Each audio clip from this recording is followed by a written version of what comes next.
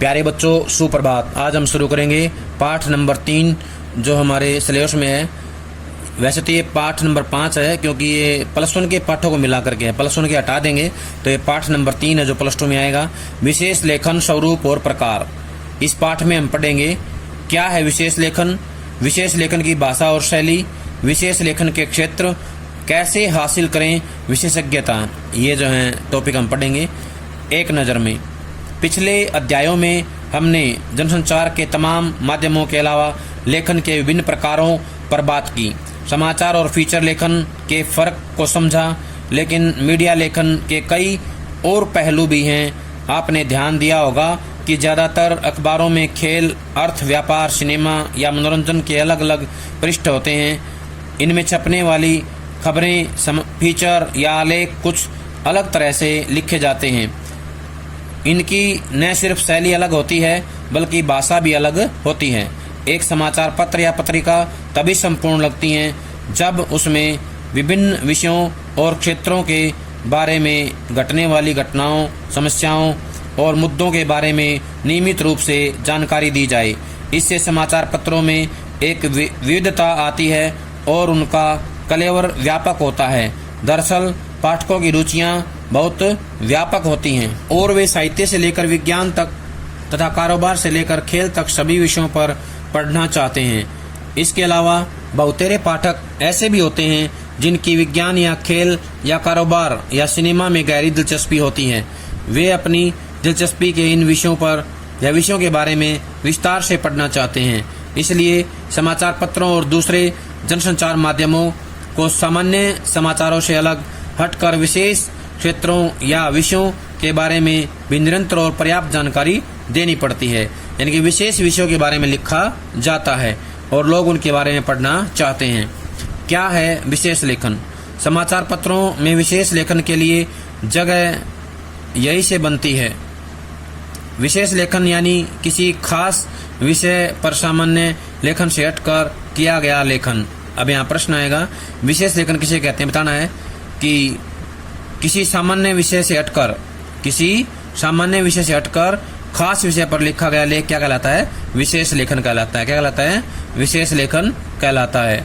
अधिकतर समाचार पत्रों और पत्रिकाओं के अलावा टीवी और रेडियो चैनलों में विशेष लेखन के लिए एक अलग डेस्क होता है और उस विशेष डेस्क पर काम करने वाले पत्रकारों का समूह भी अलग होता है। जैसे समाचार पत्रों और अन्य माध्यमों में बिजनेस यानी कारोबार और व्यापार का अलग डेस्क होता है, इसी तरह खेल की खबरों और फीचर के लिए खेल डेस्क अलग होता है। इन डेस्कों पर काम करने वाले उप संपादकों और संवाददाताओं से अपेक्षा की जाती है कि संबंधित विषय या क्षेत्र में उनकी विशेषज्ञता होगी। असल में खबरें भी कई तरह की होती हैं। राजनीतिक, आर्थिक, अपराध, खेल, फिल्म, कृषि, कानून, विज्ञान या किसी भी और विषय से जुड़ी हुई। प्रश्न आएगा यहाँ पे, विशेष लेखन के क्षेत्र कौन कौन से होते हैं? तो बताना है राजनीति, आर्थिक, अपराध, खेल, फिल्म, कृषि, कानून, विज्ञान या किसी भी और विषय पर जुड़ी हुई जानकारी क्या कहलाती है? विशेष लेखन में आती है। संवाददाताओं के बीच हम काम का विभाजन आमतौर पर उनकी दिलचस्पी और ज्ञान को ध्यान में रखते हुए करते हैं या किया जाता है। इसे मीडिया की भाषा में बीट कहते हैं। क्या कहते हैं? बीट। प्रश्न आएगा, बीट किसे कहते हैं? बताना है। संवाददाताओं में उनकी दिलचस्पी और ज्ञान के आधार पर काम का बंटवारा करना क्या कहलाता है? बीट कहलाता है। एक संवाददाता की बीट अगर अपराध है तो इसका अर्थ यह है कि उसका कार्यक्षेत्र अपने शहर या क्षेत्र में घटने वाली आपराधिक घटनाओं की रिपोर्टिंग करना है। यानी कि जो अपराध की बीट होती है उसमें संवाददाता क्या करेगा? अपने क्षेत्र में या शहर में होने वाली आपराधिक घटनाओं की जानकारी अखबार को देगा और उसके लिए वही जिम्मेदार होगा। अखबार की ओर से वह इनकी रिपोर्टिंग के लिए जिम्मेदार और जवाबदेह होगा। इसी तरह अगर आपकी दिलचस्पी और जानकारी का क्षेत्र खेल है तो आपको खेल बीट मिल सकती है, और अगर आपकी आर्थिक या कारोबारी जगत से जुड़ी खबरों में दिलचस्पी है और जानकारी है तो आपके इससे आर्थिक रिपोर्टिंग की जिम्मेदारी आ सकती है। अगर आपको प्रकृति या पर्यावरण से प्यार है और इसके बारे में कुछ ज़्यादा जानकारी रखते हैं तो आपको पर्यावरण बीट मिल सकती है।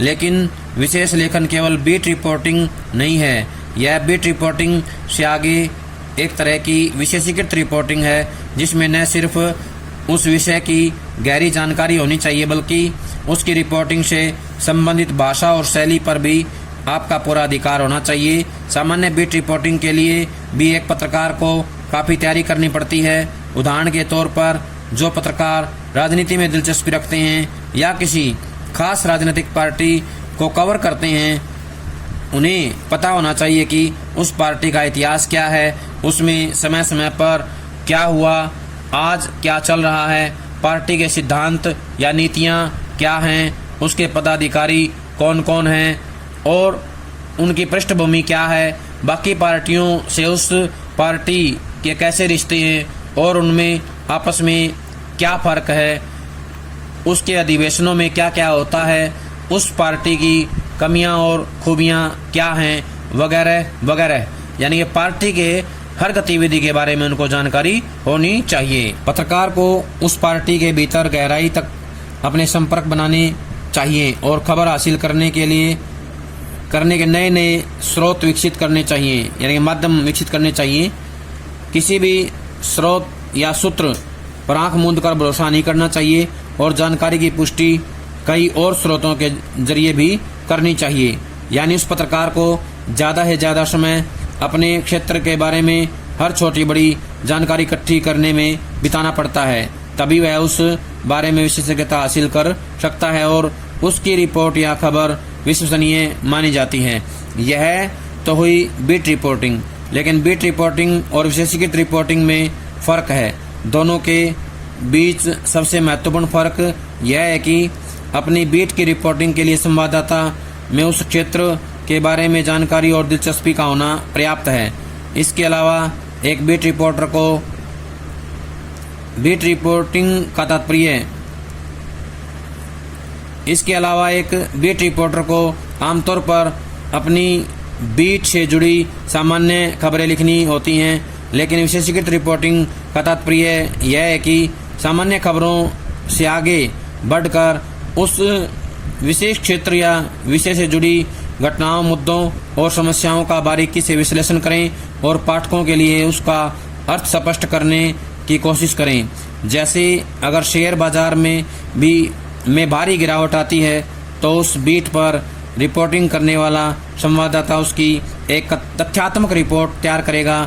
उसमें सभी ज़रूरी सूचनाएं और तथ्य शामिल होंगे, लेकिन विशेषीकृत रिपोर्टिंग करने वाला संवाददाता उसका विश्लेषण करके यह स्पष्ट करने की कोशिश करेगा कि बाजार में गिरावट क्यों और किन कारणों से आई है और इसका आम निवेशकों पर क्या असर पड़ेगा।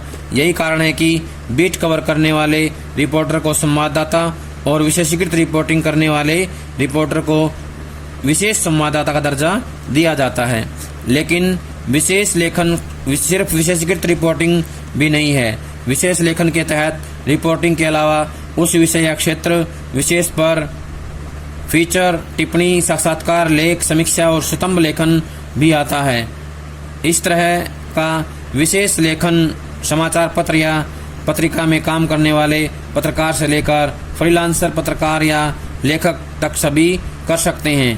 शर्त सिर्फ यह है कि विशेष लेखन के इच्छुक पत्रकार या स्वतंत्र लेखक को उस विषय में माहिर होना चाहिए। मतलब यह है कि किसी भी क्षेत्र पर विशेष लेखन करने के लिए ज़रूरी है कि उस क्षेत्र के बारे में आपको ज़्यादा से ज़्यादा पता हो, उसकी ताज़ा से ताज़ा सूचना आपके पास हो, आप उसके बारे में लगातार पढ़ते हों, जानकारियाँ और तथ्य इकट्ठे करते हों और उस क्षेत्र से जुड़े लोगों से लगातार मिलते रहते हों।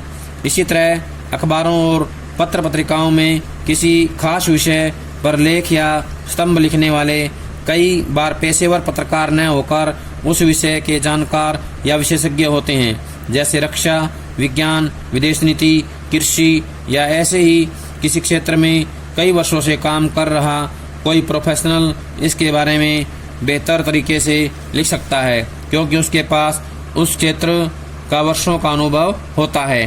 वो इसकी बारीकियां समझता है और उसके पास विश्लेषण करने की क्षमता होती है।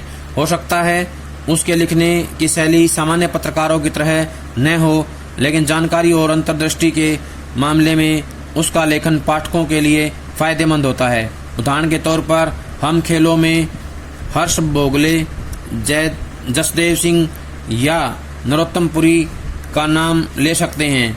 वे पिछले 40 सालों से हॉकी से लेकर क्रिकेट तक और ओलंपिक से लेकर एशियाई खेलों तक की कमेंट्री करते रहे हैं। जाहिर है कि खेलों के बारे में उनकी जितनी जानकारी है उतनी आमतौर पर किसी के पास नहीं होती है। उन्हें खेल विशेषज्ञ माना जाता है। वे खेलों की तकनीकी बारीकियां समझते हैं। क्रिकेट का कोई भी रिकॉर्ड उनकी जुबान पर होता है। ऐसे में खेलों पर लिखे उनके लेखों को आम पाठक बहुत रुचि के साथ पढ़ते हैं। इसी तरह रक्षा, विदेश नीति, राष्ट्रीय सुरक्षा, विज्ञान, स्वास्थ्य, शिक्षा और पर्यावरण जैसे विषयों पर लिखने वाले विशेषज्ञों और प्रोफेशनल्स के स्तंभ या लेख या टिप्पणियां समाचार पत्रों में प्रमुखता से प्रकाशित होते हैं। विशेष लेखन की भाषा और शैली। सामान्य लेखन का यह सर्वमान्य नियम है। नियम विशेष लेखन पर भी लागू होता है, यानी जो सामान्य नियम है लेखन का, सामान्य नियम विशेष लेखन पर भी लागू होता है कि वह सरल और समझ में आने वाला होना चाहिए। विशेष लेखन तो है, लेकिन वह ऐसा होना चाहिए कि सरल और सामान्य हो, आम आदमी की समझ में आने वाला हो।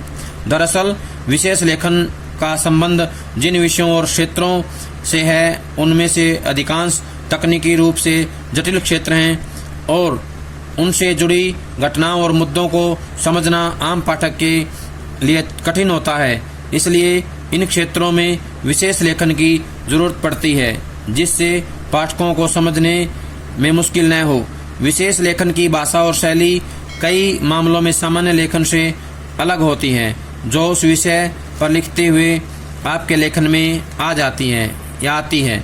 जैसे कारोबार पर विशेष लेखन करते हुए आपको उसमें इस्तेमाल होने वाली शब्दावली से परिचित होना चाहिए। दूसरी, अगर आप उस शब्दावली से परिचित हैं तो आपके सामने चुनौती यह होती है कि आप अपने पाठक को भी उस शब्दावली से इस तरह परिचित कराएं कि उसे आपकी रिपोर्ट को समझने में कोई दिक्कत न हो।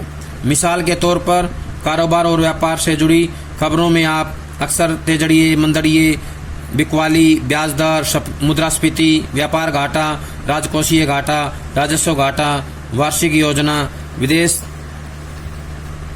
विदेशी संस्थागत निवेशक, FDI, आवक, निवेश, आयात, निर्यात जैसे शब्द पढ़ते होंगे।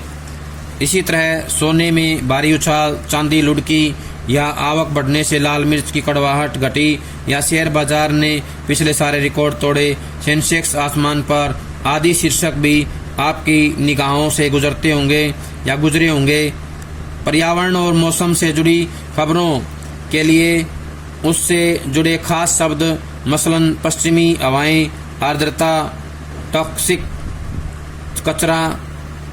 कचरा, ग्लोबल वार्मिंग, तूफान का केंद्र या रुख आदि शब्दों की ओर भी आपका ध्यान गया होगा।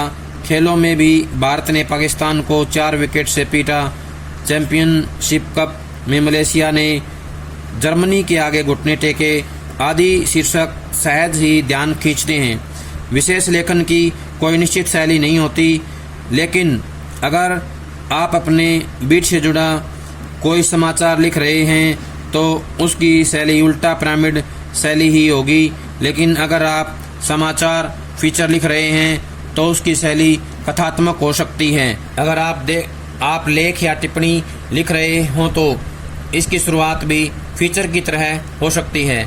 जैसे आप किसी केस स्टडी से उसकी शुरुआत कर सकते हैं, उसे किसी खबर से जोड़कर यानी न्यूज़ पैग के जरिए भी शुरू किया जा सकता है। इसमें पुराने संदर्भों को आज के संदर्भ में जोड़कर पेश करने की भी संभावना होती है। कहने का आशय है कि जिस भी विषय पर हम लेख लिख रहे हैं, काम कर रहे हैं, उस विषय की पिछली जानकारी को नए संदर्भ में यानी कि नई प्रासंगिकता के साथ हम जो है पेश कर सकते हैं। चाहे आप शैली कोई भी अपनाएं, लेकिन मूल बात यह है कि किसी खास विषय पर लिखा गया आपका आलेख सामान्य लेखक से अलग होना चाहिए। एक बात और याद रखनी चाहिए कि विशेष लेखन को सभी पाठक नहीं पढ़ते हैं और एक हद तक उसका या उनका पाठक वर्ग अलग भी होता है। जैसे समाचार पत्र में कारोबार और व्यापार का पन्ना कम पाठक पढ़ते हैं, लेकिन जो पाठक पढ़ते हैं उनकी अपेक्षा सामान्य पाठकों की तुलना में अधिक होती है। चूंकि वे उस विषय या क्षेत्र से जुड़े होते हैं, इसलिए उनकी अपेक्षा यह होती है कि उन्हें उन विषयों या क्षेत्रों के बारे में ज़्यादा विस्तार और गहराई से बताया जाए। विशेष लेखन के क्षेत्र यानी कि विशेष लेखन कौन कौन से क्षेत्र होते हैं? अर्थ, व्यापार, खेल, विज्ञान, प्रौद्योगिकी, कृषि, विदेश, रक्षा, पर्यावरण, शिक्षा, स्वास्थ्य, फिल्म, मनोरंजन, अपराध, सामाजिक मुद्दे, कानून आदि। विशेष लेखन के कई क्षेत्र हैं। आमतौर पर रोजमर्रा की रिपोर्टिंग और बीट को छोड़कर वैसे सभी क्षेत्र विशेष लेखन के दायरे में आते हैं, जिनमें अलग से विशेषज्ञता की जरूरत होती है। लेकिन समाचार पत्रों और दूसरे माध्यमों में खेल, कारोबार, सिनेमा, मनोरंजन, फैशन, स्वास्थ्य, विज्ञान, पर्यावरण, शिक्षा, जीवन शैली और रहन सहन जैसे विषयों को आजकल विशेष लेखन के लिहाज से ज़्यादा महत्व मिल रहा है। इसके अलावा रक्षा, विदेश नीति, राष्ट्रीय सुरक्षा और विविध विधि जैसे क्षेत्रों में विशेषज्ञ रिपोर्टिंग को प्राथमिकता दी जा रही है। लेखन के लिए हम जब विशेषज्ञता की बात करते हैं तो उसका तात्पर्य यह नहीं है कि आप उसके उस अर्थ में विशेषज्ञ हैं जिस अर्थ में एक प्रोफेशनल अर्थशास्त्री आर्थिक मामलों का विशेषज्ञ होता है, या कोई वरिष्ठ सैनिक अधिकारी या सैन्य विज्ञान में डायरेक्ट रक्षा मामलों का विशेषज्ञ होता है। हालांकि हाल में वर्षों में मीडिया में ऐसे विशेषज्ञ पत्रकारों की तादाद बढ़ी है जो अर्थशास्त्र या पर्यावरण विज्ञान या MBBS जैसे प्रोफेशनल और उच्च डिग्री लेकर के पत्रकारिता में आए हैं। लेकिन पत्रकारिता में विशेषज्ञता का अर्थ थोड़ा अलग होता है। यहाँ विशेषज्ञता से हमारा तात्पर्य एक तरह है कि पत्रकारीय विशेषज्ञता से है। पत्रकारीय विशेषज्ञता का अर्थ यह है कि व्यावसायिक रूप से प्रशिक्षित न होने के बावजूद उस विषय में जानकारी और अनुभव के आधार पर अपनी समझ को इस हद तक विकसित करना है कि उस विषय या क्षेत्र में घटने वाली घटनाओं और मुद्दों की आप सहजता से व्याख्या कर सकें और पाठकों के लिए उनके मायने स्पष्ट कर सकें। कहने का आशय है कि जो विशेषज्ञता है उसका मतलब अखबार में ये है कि विषय के बारे में जानकार ऐसा व्यक्ति हो जो उसकी व्याख्या करे अच्छे से और पाठकों को समझ में आ जाए, ऐसी शब्दावली में अपनी बात को उनके सामने रखे। प्यारे बच्चों, ये था हमारा पाठ नंबर 3 का पहला पाठ। पाठ का नाम है विशेष लेखन, स्वरूप और प्रक्रिया। तो इसको सभी अच्छे सुनेंगे, पढ़ेंगे अपनी किताब से और इसके जो प्रश्न हैं अपनी कॉपी में लिख करके याद करेंगे। सभी ये काम जब तक अगली वीडियो नहीं आती है तब तक पूरा कर लें। सभी का बहुत बहुत धन्यवाद।